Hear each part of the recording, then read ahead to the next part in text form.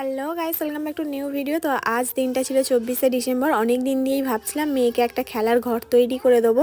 তো আজ কিন্তু আমি কোমরে বেঁধে লেগে পড়েছি মেয়ের ঘর তৈরি করে দেওয়ার জন্য। আর আজকেই দিনটা কেন আমি বাজলাম সেটাই আমি তোমাদেরকে বলি। প্রতি বছর 25শে ডিসেম্বর আমি মাম্মাকে একটা কিছু না কিছু সারপ্রাইজ গিফট দিই।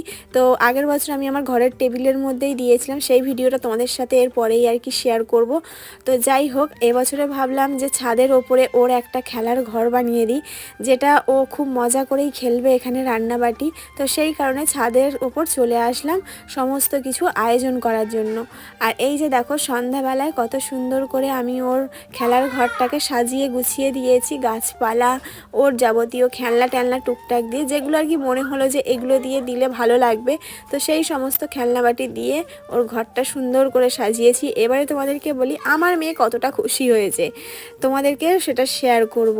আর আমার মাম্মাম কিন্তু ভীষণভাবে খুশি হয়েছে। আচ্ছা, তোমাদের কেমন লাগছে এই ঘরটা আমাকে বলো তো। বাচ্চাদেরকে কিন্তু নতুন নতুনভাবে কিছু খেলা দিলে ওরা কিন্তু বেশ খুশি হয়ে যায়। দেখো, আমাদের সামর্থ্য নেই যে প্রত্যেক মাসে মাসে বাচ্চাদেরকে নিত্য নতুন খেলনা দেবো, কিন্তু প্রয়োজন হলে কিন্তু আমরা এই রকম নিত্য নতুন কিন্তু খেলা আমরা ঘরেই কিন্তু বাচ্চাদেরকে মন জয় করে নিতে পারি করে দিয়ে। তো যাই হোক, এখানে দেখো সমস্ত কিছু কিন্তু আমি গুছিয়ে গাছিয়ে রেখেছি। আর মাম্মাম তোমাদেরকে দেখাচ্ছিল ঘরের ভেতর ওর বাচ্চারা নাকি ঘুমাচ্ছে। আর এখানে দেখাচ্ছিলাম তোমাদেরকে যে ঘরটার লুকটা। আর এই মানি প্ল্যান্টের গাছগুলো আর কি আমি বোতলের মধ্যে, এগুলো হচ্ছে কি আমার নিজস্ব আইডিয়া যে এগুলো দিলে এরকম ভালো লাগবে। আর ক্রিসমাস মানেই তো গাছপালা সমস্ত কিছু। আর পিছনে দেখো রিঙ্কি সোনা দেখো মুখোশটা পড়ে আছে।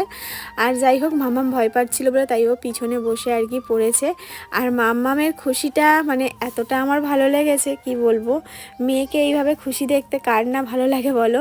ও খুশিতে হাততালি দিচ্ছে, বলছে মা আমি কিন্তু খুব খুশি হয়েছি, এবং রীতিমতন নাচও করছে। এই যে দেখো লাফালাফি করে নাচ শুরু করে দিয়েছে। আমারও বেশ ভালো লাগছে যে মেয়ে এতটা খুশি হয়েছে।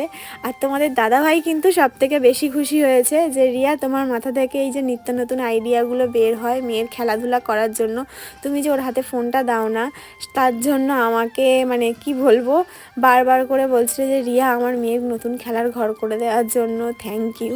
তো যাই হোক, মেয়ে খুশি হলে আমি খুশি, আর সাথে আমার হাজব্যান্ডও খুশি। তো যাই হোক, আজকে ভিডিও পর্যন্ত টাটা।